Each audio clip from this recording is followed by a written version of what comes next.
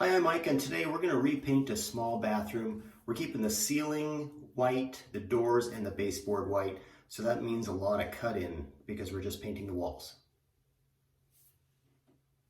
Hey, if this is your first time here, don't forget to hit the subscribe button below so you don't miss anything. All right, so the doors, ceilings, and baseboard are staying white, and I'm just going to repaint the walls on this. Right now they're kind of a taupey color and they're going to a grayish color. And so the first thing to do is to remove all the stuff on the walls. All right, next up is to get ready for paint, and there's a couple of choices here. I could remove these towel bars, but they're a pain in the butt because there's a tiny little set screw underneath all these things, the toilet paper and the other towel ring as well. Instead, I'm just going to use the old blue tape and go around them because I don't want to have to put all of it back on. Now the outlet covers, I usually do take those off. A couple of screws, I'm going to remove that so I don't have to worry about getting paint on it. And then we'll be ready to paint. So I'm going to fill a couple of small nail holes that I'm not going to use any longer.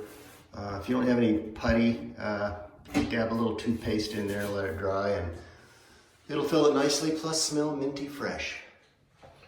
All right, we're going to fill a hole, and that's all there is to that. All right, next step is to tape around the towel bars. And I just take blue painter's tape, lay it flat against the wall, start it, and then keep it flat against the wall the entire way around. And that way you know the height of it is perfect. And once that's done there, rip it off. And now we're done. So where this bullnose meets the grout, you can see that there's been paint from a previous paint job that has gotten on the grout and it's wavy. So I'm going to need to come out beyond this paint to here and make a straight line. Otherwise this tan paint here is going to show through my nice crisp line. So that's a pain in the butt. And that goes all the way around the shower. So check out some of the cut lines to the ceiling. Some of it doesn't go all the way to the ceiling, and other parts are globbed onto the ceiling. So in cases like this, you're kind of at the mercy of the previous painter's mistakes. You've got to find a way to cover those up without really blowing the job up. So I've got a cool little cutting tool that helps in that regard. So I use three tools when I paint. I use a roller, a brush, it's a 2-inch angled sash brush with a short handle, fits very comfortably in my hand, and I use an edging tool like this. This is it's a weird little thing that I've used a lot and I've had a lot of success with it. It's got two little wheels here at the top that go against the ceiling, and as you push it along the ceiling, it kind of rides along and creates a nice smooth line.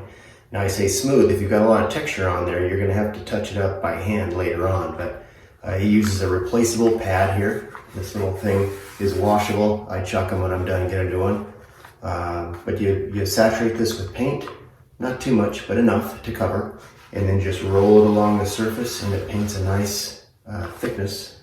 What is that, 3.5, 4 inches along the top of the ceiling. Then you can fill it in with the roller. Works really nice. Now I've got a lot of paint on this thing, so I'm going to dab it out on the wall first. Kind of see where I get.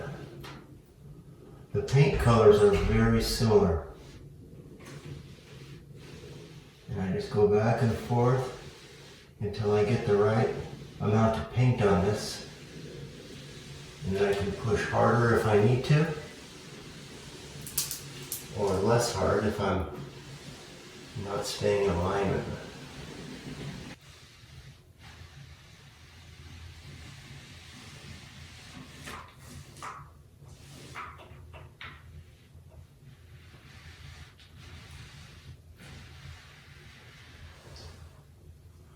I'm going to hit this with a brush and just go freehand.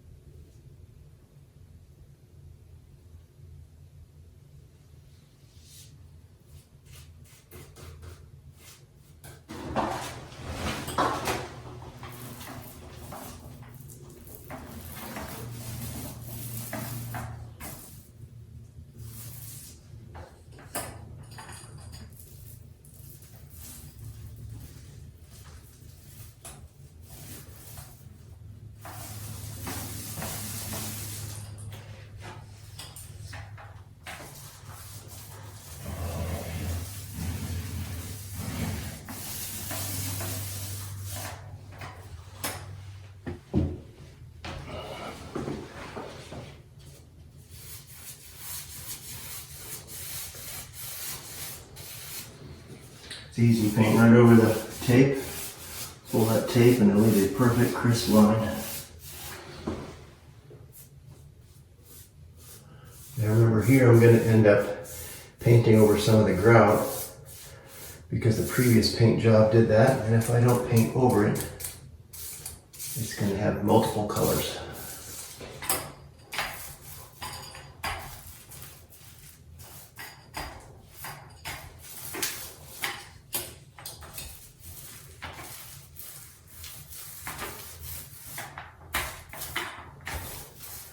With the colors so close, you got to really be careful to get all of it.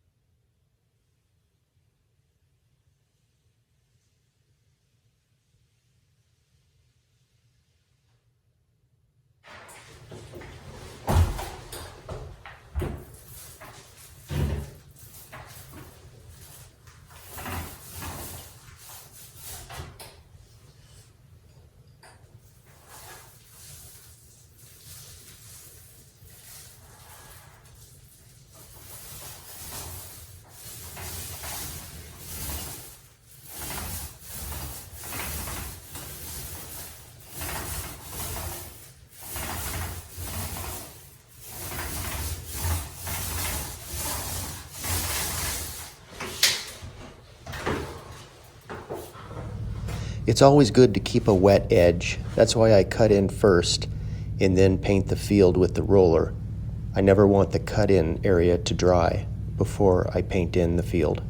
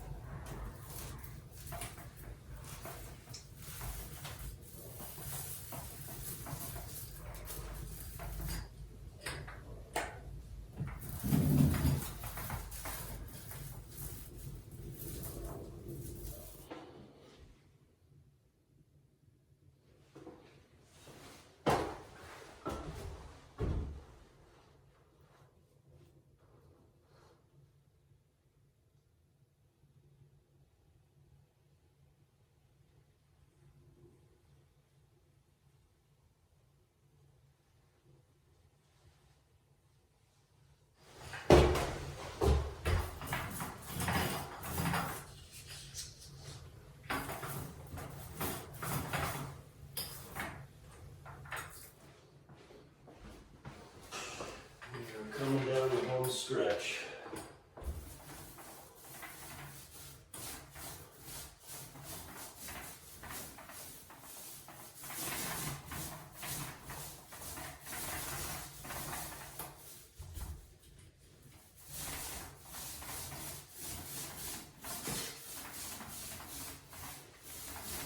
Well, I'm going to let things dry up for a little bit, and not until they're completely dry, but until they're reasonably dry, and then I'm going to pull the tape and I should have nice crisp lines when I'm all done. Man, I hate cutting in paint lines. Hey, hope this video helped you. If you have any questions or comments, leave them below. Don't forget to hit the subscribe button, and we'll see you next time.